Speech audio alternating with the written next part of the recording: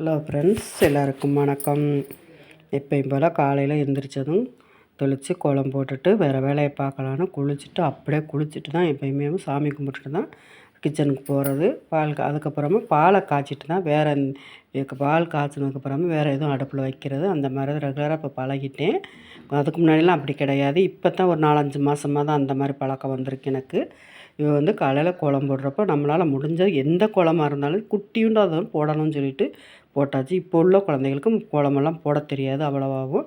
சரி நம்ம போடுவோம் அப்படின்ட்டு இன்றைக்கி போட்டு வீடியோவும் எடுத்தேன்.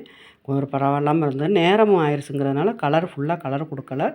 அது கலர் கொடுக்காட்டாலும் பரவாயில்லன்ட்டு நமக்கு மங்களகரமாக தானே இருக்கணுங்கிறனால கோலம் போட்டு நடுவில் மஞ்சள் கலரும் அதோட மேலே குங்குமமும் வச்சு அப்படியே நல்லா இறக்கட்டும்னு சொல்லிட்டு நல்லா வச்சா கோலம் போட்டு வெளியில் வந்தாச்சு.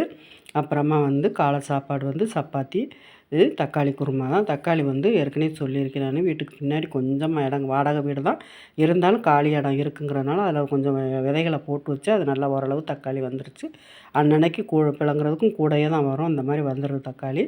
எடுத்து அதை தக்காளி குருமா வச்சு சப்பாத்தி, மதியத்துக்கு சாதம் வடித்து அதுக்கப்புறமா நான் இன்றைக்கி கேரட் பொரியல், வெண்டைக்காய் புளிக்குழம்பு வச்சுருக்கேன். அதெல்லாம் ரெடி பண்ணி முடிச்சுட்டு இது ரேஷனில் வாங்கின பருப்பு தான். அந்த பருப்பு நல்லா நம்ம எப்போயுமே அந்த பருப்பு ஒரு சாக்குலையோ இல்லை ஒரு சொலகுலையோ எல்லாம் போட்டு நல்லா வெயிலில் காய வச்சு அதுக்கப்புறமா நம்ம எடுத்து ஒரு பாக்ஸில் அடைச்சி வச்சோம்னா வண்டு பிடிக்காது, நல்லாவும் இருக்கும். அதுக்கு மேலே வண்டு பிடிக்கிற மாதிரி இருந்ததுன்னா ஒரு கிராம்பு, ஒரு வத்தல் அந்த மாதிரி போட்டு வச்சிட்டா கூட அவ்வளோவா வண்டு பிடிக்காது.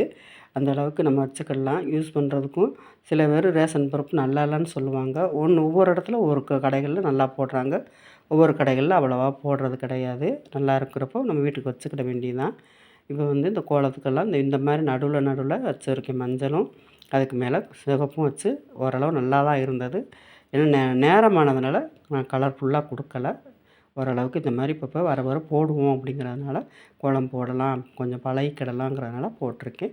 உங்களுக்கு இந்த கோலம் பிடிச்சிருந்துச்சுனாலும் பார்த்து லைக் பண்ணுங்கள், கமெண்ட் பண்ணுங்கள். எல்லாம் முடிச்சுட்டு கோயிலுக்கு போனோம். கோயிலுக்கு ஒரு கிராமத்தில் உள்ள கோயிலுக்கு தான் போனோம். அது நல்லா சிவன் கோயில், பழைய காலத்து கோயில் தான்.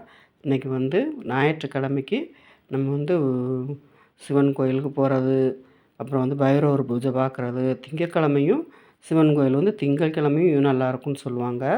அந்த மாதிரி போயிட்டு வந்தாச்சு. இப்போ கோலமெல்லாம் போட்டு முடிச்சுட்டு அந்த போகிறப்பையவும் வண்டியில் போய்கிட்டு இருக்கப்பையவும் இங்கிட்டு அங்கிட்டும் நல்லா வயல்வெளியே தான் நல்லா இருந்தது. நடுவில் ரோடு இருந்து நான் சரி வீடியோ போட்டு பார்ப்போன்னு சொல்லிட்டு போட்டு பார்த்தேன். நல்லா தான் வந்திருந்தது. ஒரு சைடு ஃபுல்லாகவும் நெல் பயிர்களாக போட்டிருந்தாங்க, ஒரு சைடு கரும்பு. இப்போ உள்ள பிள்ளைகளுக்கு நெல் பயிர்கள் என்னென்னு தெரியாது, கரும்புன்னா என்னென்னு தெரியாது. அந்த அளவுக்கு வந்துருச்சு. ஏன்னா நம்ம தான் கூப்பிட்டு போய் காட்டணும் குழந்தைகளுக்கு, அந்த அளவுக்கு தெரியாது. இப்போ இந்த சைடு எல்லாமே இருந்ததுனால பார்த்து வீடியோவும் எடுத்துகிட்டு வந்துட்டோம். நல்லா பசேர்னு இருந்தது. இது இருட்டானதுக்கப்புறம் கொஞ்சம் 6 மணிக்கு பிறகுங்கும்போது கொஞ்சம் ஓரளவுக்கு இதாக தான் இருக்குன்னு வெளிச்சம் இருக்கிறப்பயே இந்த வீடியோலாம் எடுத்தாச்சு.